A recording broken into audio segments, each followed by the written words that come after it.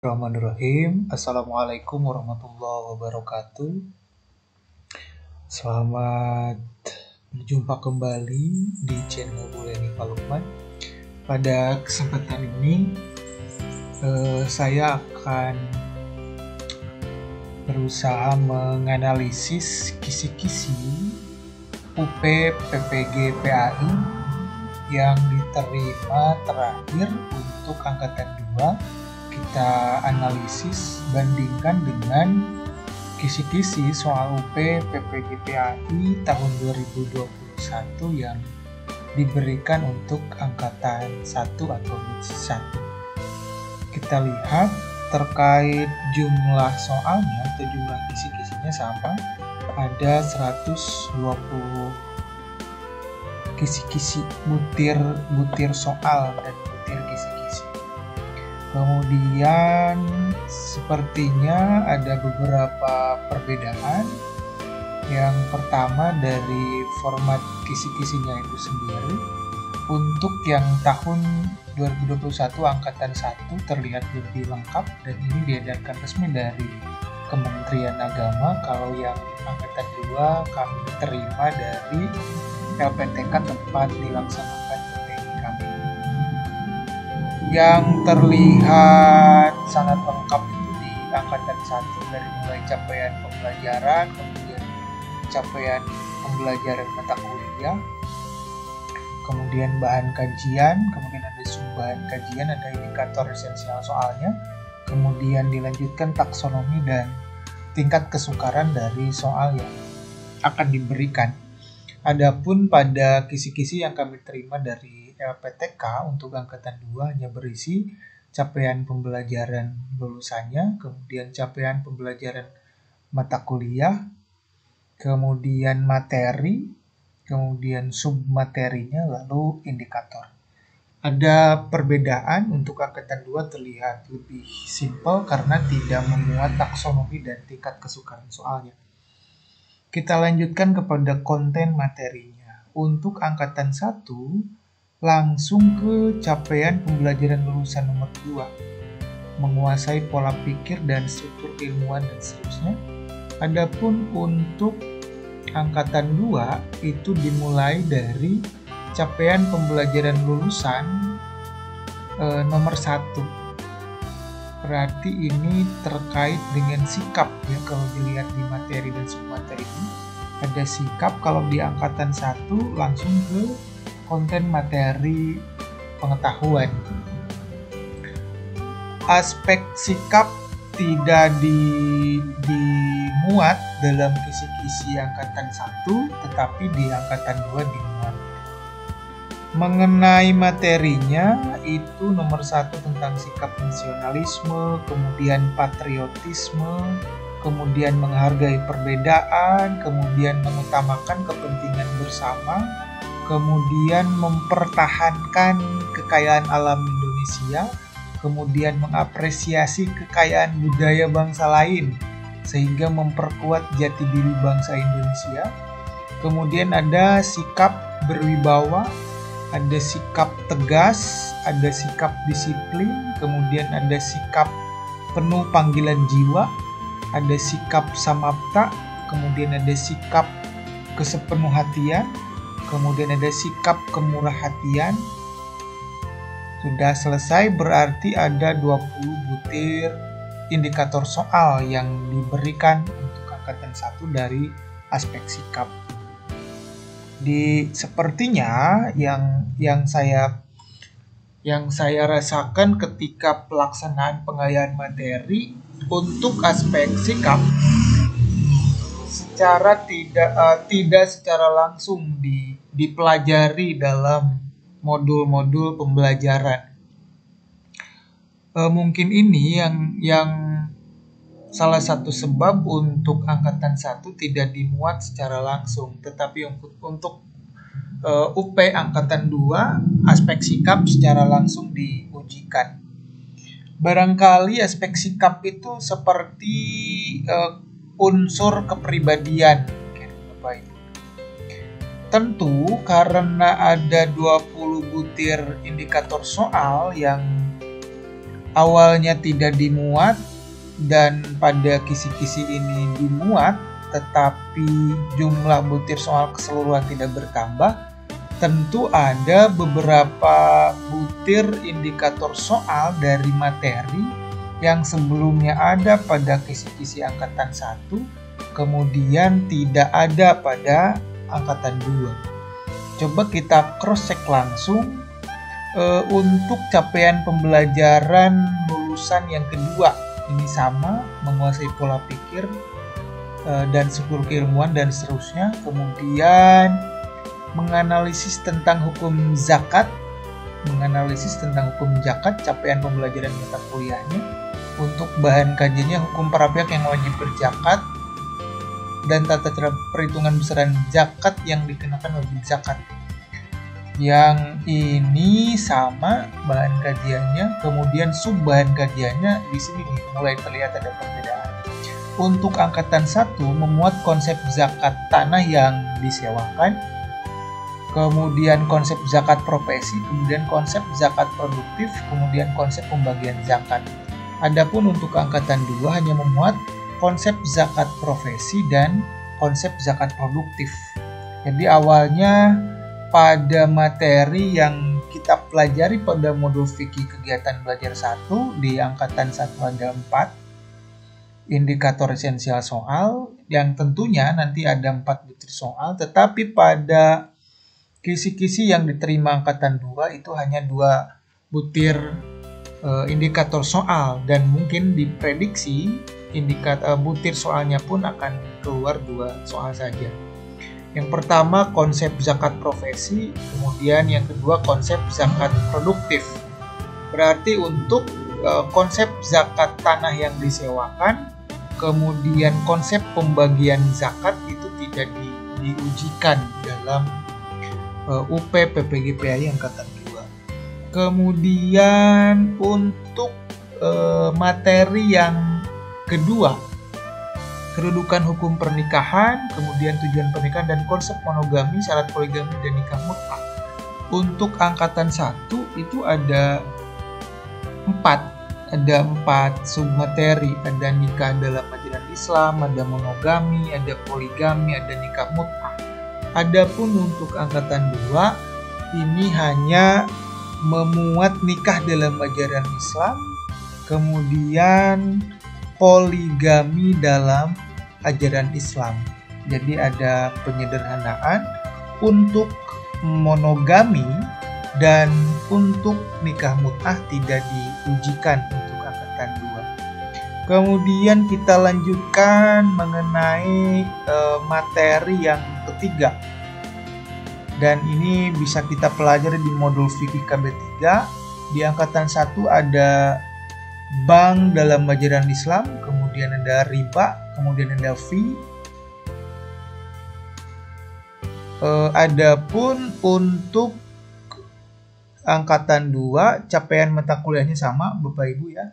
Kemudian materi topiknya submaterinya kita lihat konsep Islam tentang bank sama, tetapi butir indikator soalnya kalau di angkatan 1 ada 2. Ada konsep Islam tentang bank, kemudian ada bunga bank dalam ajaran Islam. Untuk angkatan 2 hanya 1 saja, konsep Islam tentang bank. Indikator soalnya sama, disajikan data dan informasi tentang industri perbankan. Mahasiswa dapat menyimpulkan perbedaan ciri-ciri bank konvensional dan bank Islam atau bank syariah. Jadi yang ciri-ciri perbedaan ciri-ciri bank konvensional dan bank syariah. Adapun untuk bunga tidak secara langsung dimuat di kisi-kisi yang kedua, angkatan 2. Kemudian materi yang kedua yang tentang riba, yang ini sama, kita cross check sedikit mengenai indikator soalnya. Disajikan deskripsi konseptual tentang bunga bank dari berbagai pendapat para ulama. Mahasiswa dapat menyimpulkan status hukum bunga bank dalam ajaran Islam. Yang ini sama dengan indikator esensial soalnya sama dengan yang angkatan 1. Kemudian yang soal yang ketiganya fee dalam ajaran Islam, kita lihat diberikan narasi konseptual tentang fee dari para ahli atau ulama fikih, mahasiswa dapat menyimpulkan status hukum memberikan dan menerima fee dalam ajaran Islam. Untuk indikator esensial soalnya sama. Kemudian kita lihat di materi yang keempat, menganalisis sistem pemerintahan dalam Islam. Menganalisis sistem pemerintahan dalam Islam.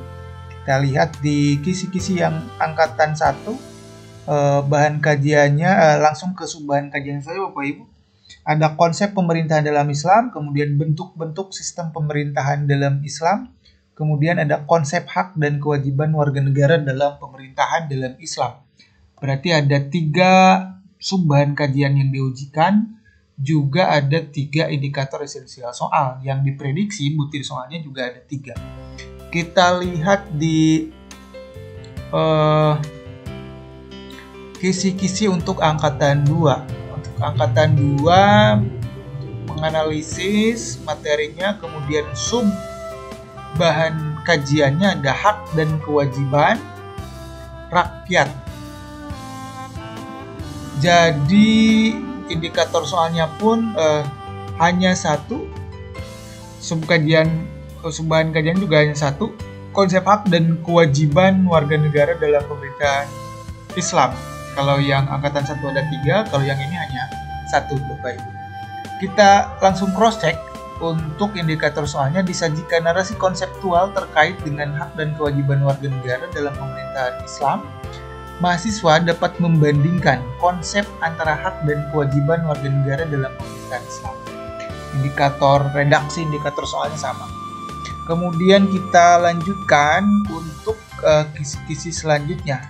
Capaian mata kuliah selanjutnya menganalisis kepemimpinan, perkembangan dakwah, pendidikan dan kebudayaan pada masa Khulafaur Rasyidin. Kita lihat sub materinya di angkatan 1 dulu. Yang pertama, kepemimpinan Abu Bakar dan Umar bin Khattab, kemudian dakwah, pendidikan dan kebudayaan pada masa Abu Bakar dan Umar, kemudian Islam pada masa Abu Bakar dan Umar, kemudian dakwah, pendidikan, kebudayaan pada masa Utsman bin Affan dan Ali, kemudian kepemimpinan Utsman dan Ali, kemudian Islam pada masa Utsman bin Affan dan Ali. 1, 2, 3, 4, 5, 6 Bapak Ibu. Untuk angkatan 1 ada 6 submateri yang diujikan. Indikator esensial soal dengan prediksi butir soalnya pun ada 3. Adapun untuk angkatan 2 langsung ke submateri dakwah, pendidikan dan kebudayaan pada masa Abu Bakar dan Umar bin Khattab, Islam pada masa Abu Bakar dan Umar bin Khattab, kemudian Islam pada masa Utsman bin Affan dan Ali bin Abi Thalib. Ini hanya 3 saja.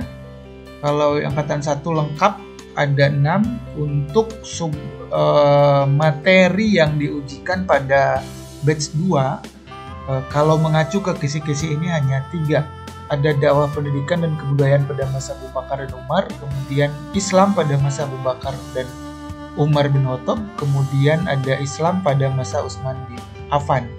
Berarti yang tidak diujikan adalah mengenai kepemimpinan Abu Bakar dan Umar, kemudian kemudian kepemimpinan masa Utsman bin Affan dan Ali, kemudian dakwah dan perluasan yang dilakukan pada masa Utsman dan Ali. Langsung kita ke soal ke indikator soal berikutnya. Kita lihat capaian mata kuliah yang ke-6, 2.6, menganalisis kepemimpinan, perkembangan dakwah, pendidikan dan kebudayaan pada masa Bani Umayyah dan Bani Abbasiyah. Ini sama, kita langsung melihat ke subbahan kajiannya atau submaterinya.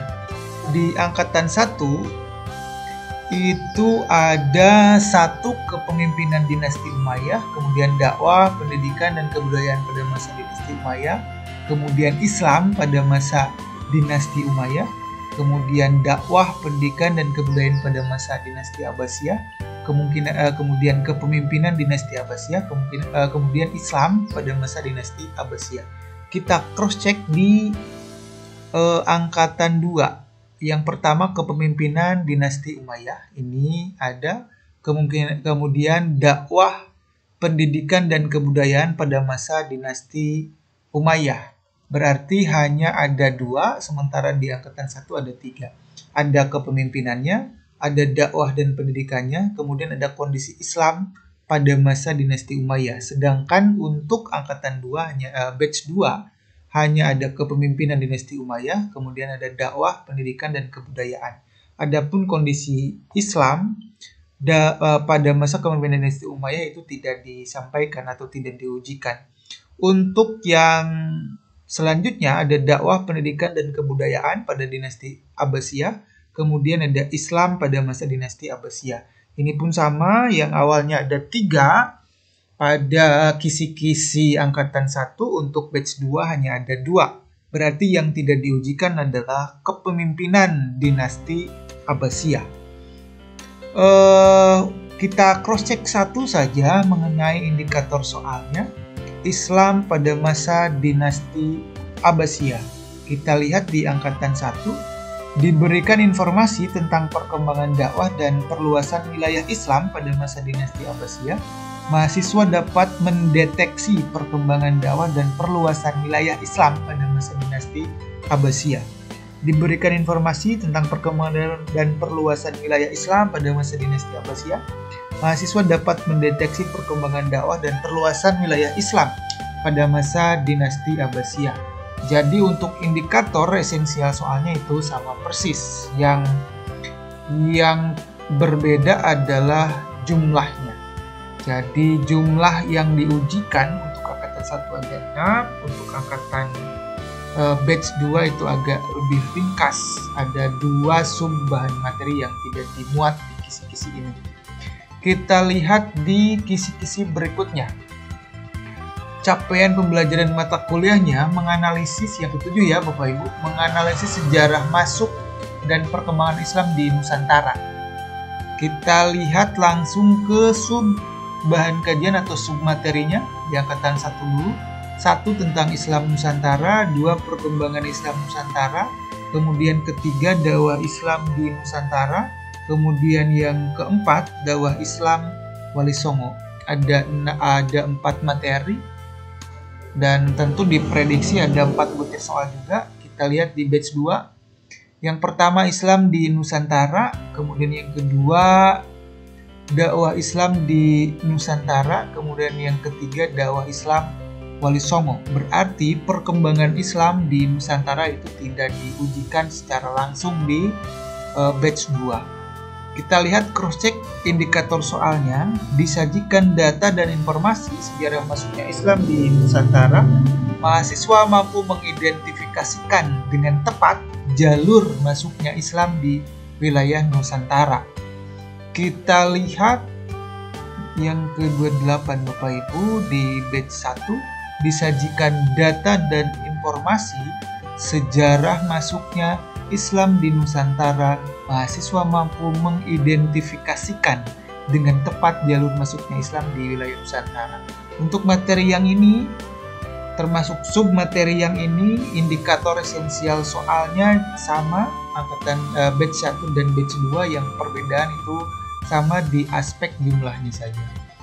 Kita lanjutkan ke materi berikutnya. Yang 2.8, menganalisis sejarah masuk dan perkembangan Islam di dunia. Menganalisis sejarah masuk perkembangan di dunia, kita langsung ke sub materinya. Di angkatan 1 Islam di Afrika, yang kedua Islam di Amerika, yang ketiga Islam di Eropa, yang keempat Islam di Australia. Ada 4 sub materi, kemudian indikator esensial soalnya juga sama, ada 4. Kita perhatikan di batch 2, Islam di Afrika, Islam di Amerika, Islam di Eropa, Islam di Australia. Untuk materi perkembangan Islam di dunia itu tidak ada perbedaan Bapak Ibu dari aspek jumlah. Dari indikator esensialnya kita cross check satu dulu. Disajikan data dan informasi sejarah masuknya Islam, strategi dakwah dan perkembangan Islam di Afrika. Mahasiswa mampu menelaah sejarah masuknya Islam, strategi dakwah dan perkembangan Islam di Afrika. Disajikan data dan informasi sejarah masuknya Islam, strategi dakwah Islam, dan perkembangan Islam di Afrika. Mahasiswa mampu menelaah sejarah masuknya Islam, strategi dakwah, dan perkembangan Islam di Afrika. Dari aspek indikator soalnya sama, batch 1 dan batch 2. Kemudian untuk jumlah indikator soal dan submateri yang dimuat juga masih sama, tidak ada perbedaan. Jumlahnya ada 4, Islam di Afrika, Islam di Amerika, Islam di Eropa, dan Islam di Australia. Sekarang kita masuk ke 2.9, menganalisis hakikat, akhlak, dan kekuatan pendukungnya dalam jiwa manusia.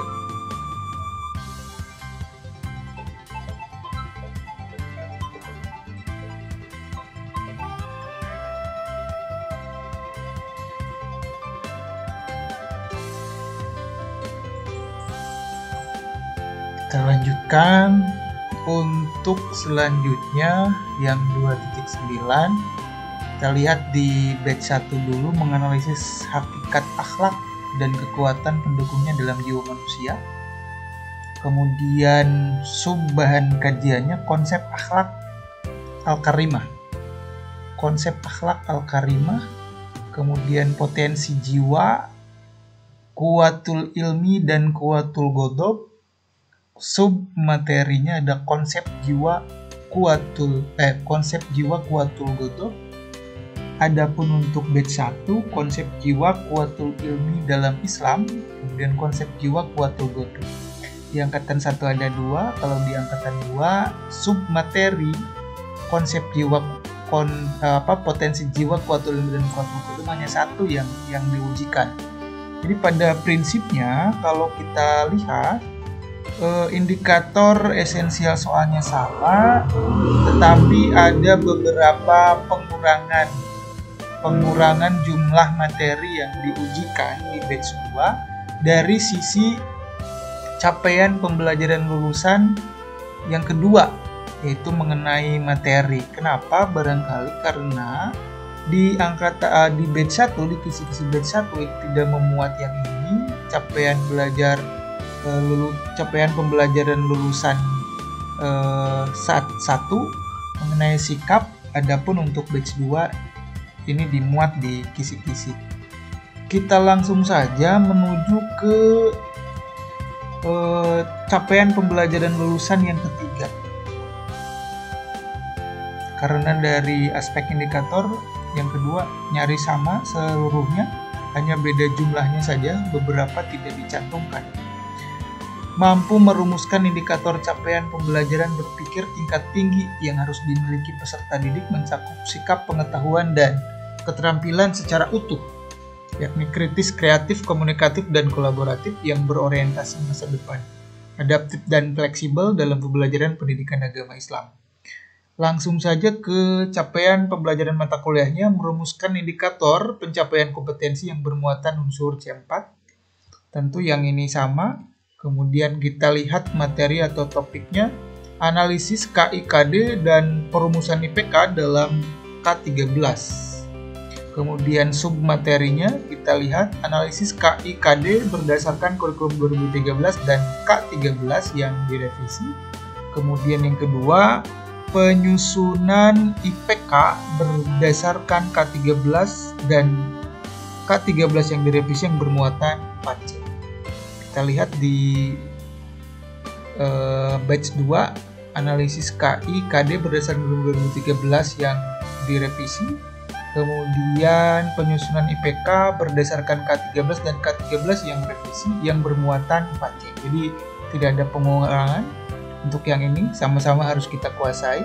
Kemudian kita cross-check sedikit indikator soalnya, disajikan deskripsi kompetensi mahasiswa dapat menganalisis rumusan KIKD dalam kaitan dengan penyusunan IPK. Yang ini juga sama, tidak ada perbedaan. Kita lihat capaian mata kuliah yang keduanya, merumuskan karakteristik peserta didik berdasarkan perkembangan intelektual, moral, emosional, dan sosial, perkembangan teknologi dan tantangan abad 21 untuk mewujudkan pembelajaran efektif, produktif, dan bermutu. Kita lihat materinya, tentu sama Bapak Ibu, submaterinya sekarang kita lihat. Teori perkembangan intelektual peserta didik, teori perkembangan moral peserta didik, teori perkembangan emosional peserta didik. Yang ini juga sama, tidak ada pengurangan. Kita lihat capaian mata kuliah yang ketiga, 3.3-nya. Merencanakan pembelajaran PAI yang mendidik berdasarkan teori belajar relevan. Teori-teori belajar. Yang pertama, konsep dasar teori belajar behavioristik. Kemudian konsep dasar tentang teori belajar kognitif, konsep dasar tentang teori belajar konstruktivistik, konsep dasar tentang teori belajar humanistik, konsep dasar tentang teori belajar sosial. Ada 1, 2, 3, 4, ada 5 teori belajar yang harus kita kuasai di angkatan 1, di batch 1. Behavioristik kita lihat di batch 2, kemudian kognitif, kemudian konstruktivistik, kemudian teori belajar humanistik, teori belajar sosial. Jadi pada prinsipnya untuk capaian mata kuliah yang ketiga, yakni merencanakan pembelajaran PAI yang berdasarkan teori belajar relevan, itu tidak ada pengurangan. Jadi 5-5-nya sama diujikan. Indikator soalnya kita cross check sedikit saja. Yang nomor 5, diberikan deskripsi tentang gaya belajar siswa tanpa menyebut nama gaya belajarnya. Dalam pembelajaran, mahasiswa dapat menentukan jenis teori belajar sosial dalam pembelajaran. Kita cross check di batch 1, diberikan deskripsi tentang gaya belajar siswa tanpa menyebut nama gaya belajar. Dalam pembelajaran, mahasiswa dapat menentukan jenis teori belajar sosial dalam pembelajaran. Sama, indikator esensial soalnya sama persis, kemudian jumlahnya juga persis. Jadi sejauh ini untuk capaian mata kuliah yang ketiga mengenai merencanakan pembelajaran berdasarkan teori belajar itu tidak ada pengurangan.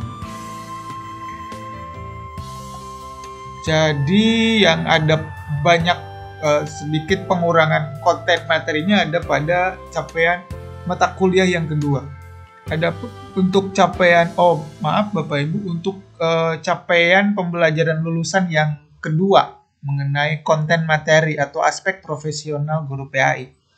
Untuk yang pedagogik, yang capaian capaian pembelajaran lulusan yang ketiga mengenai perencanaan kemudian merumuskan IPK itu tidak ada pengurangan, baik dari indikator soal maupun dari jumlah konten materi yang diujikan. Sekarang kita masuk ke capaian pembelajaran lulusan yang keempat. Mampu merancang pembelajaran dengan menerapkan prinsip memadukan pengetahuan dan keterampilan yang terkait dengan materi ajar, pedagogik, dan teknologi, informasi dan komunikasi yang disebut dengan pendekatan TPACK, dan pendekatan lain yang relevan dalam pembelajaran pendidikan agama Islam.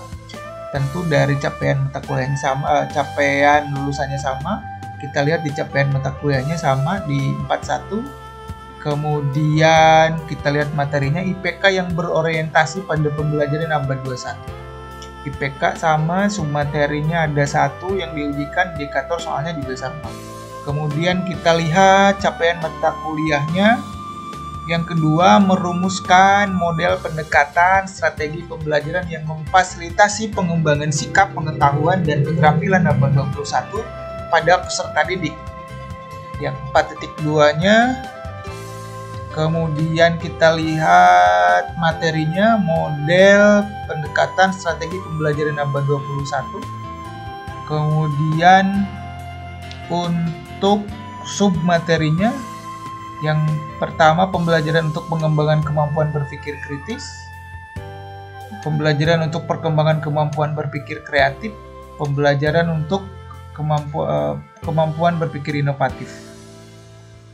Ada 3, jadi sama, kemudian indikator esensialnya juga tidak ada perubahan.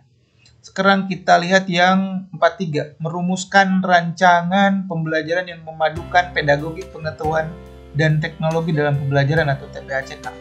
Kita lihat materinya pendekatan technological, pedagogical, and content knowledge atau TPACK dan relevansinya dalam pembelajaran abad 21. Submaterinya ada 2, pendekatan TPACK dalam pembelajaran, kemudian karakteristik guru di abad 21. Untuk submateri yang ini juga sama, tidak ada pengurangan. Kemudian kita lihat yang capaian mata kuliah yang keempatnya, menentukan materi pokok dan bahan ajar yang relevan dengan standar kompetensi lulusan dalam kurikulum dan kecakapan abad 21. Kita langsung saja ke submaterinya, pengembangan materi ajar. Ini juga sama, pengembangan materi ajar. Tidak ada pengurangan, Bapak Ibu. Kemudian yang capaian mata kuliah yang kelima, menentukan model, pendekatan, strategi pembelajaran dengan memperhatikan karakteristik peserta didik, perkembangan intelektual, moral dan sosial peserta didik, lingkungan sekolah, serta perkembangan teknologi abad 21. Kelima, indikator submaterinya ada ya pendekatan pembelajaran K13 revisi dan perkembangan abad 21. Indikator esensial soalnya juga 1. Kemudian strategi pembelajaran K13 dan perkembangan abad 21. Strategi ini sama. Untuk yang ini juga tidak ada pengurangan. Kemudian yang capaian mata kuliah yang keenamnya, menganalisis berbagai sumber belajar dan media pembelajaran berbasis teknologi informasi dan komunikasi yang mendukung keterpaduan pembelajaran. Sama, kemudian kita lihat di indikator esensial soalnya disajikan rumusan KIKD dan IPK, mahasiswa mampu menentukan sumber belajar konvensional dan berbasis IT yang relevan. Disebutkan rumusan KIKD, mahasiswa mampu menentukan sumber belajar konvensional dan berbasis IT yang relevan. Yang ini juga sama. Kalau lihat taksonominya ini C3, Bapak Ibu yang menerapkan. Sekarang kita lihat capaian pembelajaran lulusan yang kelimanya. Kan semuanya ada 7, Bapak Ibu ya. Semuanya ada 7, ini baru masuk ke yang 5. Mampu melaksanakan pembelajaran yang mendidik, bermakna, dan transformatif dengan menerapkan ragam model pendekatan dan model pembelajaran dengan ditopang penerapan teknologi informasi dan komunikasi, dan dengan sumber belajar yang didukung hasil penelitian untuk membangun sikap karakter Islam rahmatan lil alamin, dan seterusnya. Kita lihat capaian mata kuliahnya menerapkan model-model pembelajaran secara terstruktur dalam perencanaan pembelajaran. Materinya model-model pembelajaran, kemudian model pembelajaran aktif, kemudian pembelajaran holistik, kemudian pembelajaran kontekstual dan futuristik, kemudian pembelajaran berbasis TIK. Kemudian yang ada 4, Bapak Ibu ya. Coba kita lihat di batch 2, model-model pembelajaran aktif, pembelajaran holistik, pembelajaran kontekstual dan futuristik, kemudian pembelajaran berbasis TIK. Jadi ada sama capaian mata kuliahnya. Kemudian submateri yang diujikan juga sama, ada 4. Kita lihat capaian mata kuliah yang kedua, melaksanakan pembelajaran yang mendidik dalam suasana dan proses pembelajaran yang menerapkan kaidah pedagogik dan kebutuhan peserta didik dalam rangka memfasilitasi pengembangan karakter peserta didik sebagai pembelajar mandiri.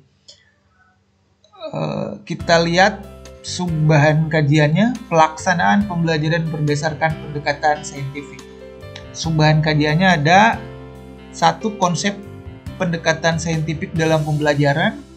Kemudian yang kedua, keterampilan menstimulus dalam pendekatan saintifik. Kemudian yang ketiga, keterampilan asosiasi atau menalar dalam pendekatan saintifik. Kita lihat di batch 2, konsep pendekatan saintifik, keterampilan menstimulus dalam pendekatan saintifik. Kemudian yang ketiga, keterampilan asosiasi atau menalar dalam pendekatan saintifik. Ini juga sama, indikator soalnya ada 3. Kemudian kita lihat materi berikutnya.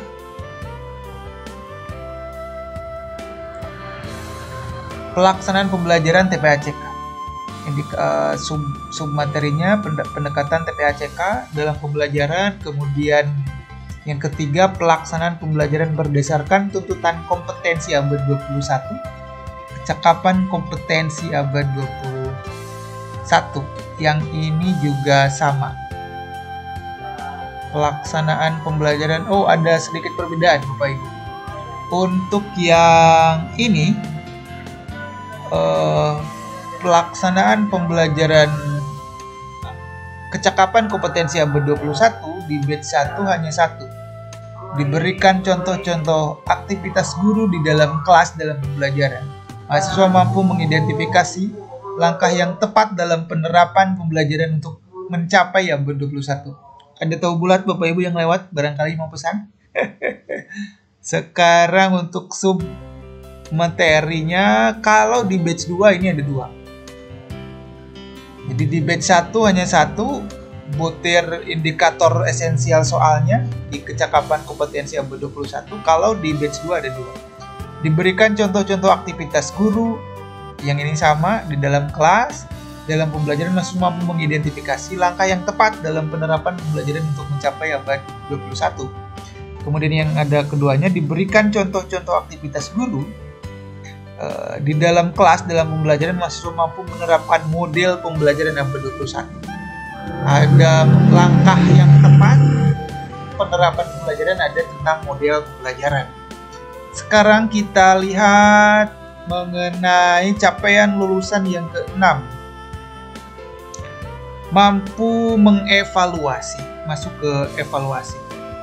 Masukan, proses, dan hasil pembelajaran yang mencakup sikap, pengetahuan, dan keterampilan. Mahasiswa dapat dan keterampilan mahasiswa didik dengan menerapkan asesmen autentik serta memanfaatkan hasil evaluasi untuk perbaikan kualitas pembelajaran pendidikan agama Islam. Capaian mata kuliahnya, 1. Sub-bahan kajiannya, kita lihat, atau sub-materinya, konsep dasar pengukuran, penilaian, evaluasi, dan penerapannya dalam pembelajaran. Yang ini sama, sub-bahan materinya atau sub-bahan kajiannya, konsep penilaian pembelajaran, konsep evaluasi pembelajaran. Konsep penilaian pembelajaran, konsep evaluasi pembelajaran. Sama Bapak Ibu. Kita lihat indikatornya sebagai gambaran juga. Disajikan deskripsi tentang konsep dasar pengukuran. Mahasiswa dapat mengambil kesimpulan tentang pengertian, ciri, tujuan, dan manfaat penilaian pembelajaran. Yang ini sama. Lihat di batch 2 yang konsep yang keduanya, disajikan deskripsi tentang konsep dasar pengukuran. Mahasiswa dapat mengambil kesimpulan tentang pengertian, ciri, tujuan, dan manfaat evaluasi pembelajaran. Yang penilaian pembelajaran dan evaluasi pembelajaran ini sama submaterinya. Kita lihat materi berikutnya, materi konsep dan penerapan penilaian autentik. Submaterinya ada penilaian autentik, penilaian berorientasi hot, ada soal berorientasi hot. Kita lihat di batch 1. Penilaian autentik, penilaian berorientasi hot, soal berorientasi hot. Sama. Kita lihat di indikator soalnya untuk meng-cross-check satu saja, disajikan data hasil belajar siswa. Mahasiswa dapat menentukan keterhubungan antara objek dan teknik evaluasi pembelajaran. Kita lihat yang ini. 104. Disajikan data hasil belajar siswa. Mahasiswa dapat menentukan keterhubungan antara objek dan teknik evaluasi pembelajaran. Jadi sama, tidak ada perubahan. Kita lanjutkan ke capaian materi berikutnya. Pengembangan dan pengolahan tes hasil belajar. Analisis butir soal, sama. Kemudian pengolahan hasil tes. Kemudian pengolahan penilaian unjuk kerja. Yang ini juga sama. Kemudian kita lihat materi berikutnya, pelaksanaan program tindak lanjut. Pelaksanaan program tindak lanjut, sub materi atau subbahan kajiannya ada 2, program pembelajaran remedial dan program pembelajaran pengayaan. Program pembelajaran remedial, program pembelajaran pengayaan. Yang ini juga sama. Disajikan materi tentang program remedial, mahasiswa dapat menganalisis konsep program remedial untuk menentukan kuantitas dan kualitas suatu objek dalam pembelajaran. Sekarang kita masuk ke capaian pembelajaran lulusan yang ke-7. Mampu mengembangkan diri secara berkelanjutan sebagai guru profesional bidang pendidikan agama Islam melalui refleksi diri, pencarian informasi baru, penelitian, publikasi, dan karya inovasi. Dan yang ini pun Bapak Ibu mungkin yang akan diujikan dalam mungkin portofolio Dilampirkan portofolionya berarti menguji capaian pembelajaran lulusan PPG yang ini, yang nomor 7. Kita lihat, ini juga diujikan dalam UP, menganalisis konsep dasar penelitian tindakan kelas atau PTK. Kita lihat materinya, konsep dasar PTK. Kemudian submaterinya, konsep PTK. Konsep PTK, kemudian masalah PTK, kemudian solusi dalam PTK, kemudian langkah-langkah PTK. Sama, ada 5. Kita lihat capaian mata kuliah yang keduanya, menerapkan prosedur pelaksanaan penelitian tindakan kelas. Menerapkan prosedur pelaksanaan penelitian tindakan kelas. Kemudian materinya prosedur penyusunan PTK. Prosedur penyusunan PTK. Kemudian submaterinya ada proposal PTK, ada teknik pengumpulan data PTK, kemudian ada pengolahan dan analisis data PTK.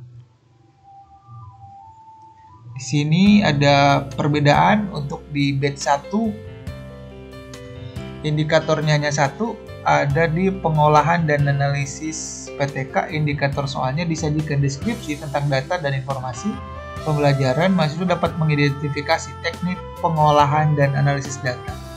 Adapun untuk di batch 2, soal yang ini ada 2. Disajikan deskripsi tentang data dan informasi pembelajaran, mahasiswa dapat mengidentifikasi teknik pengolahan dan analisis data.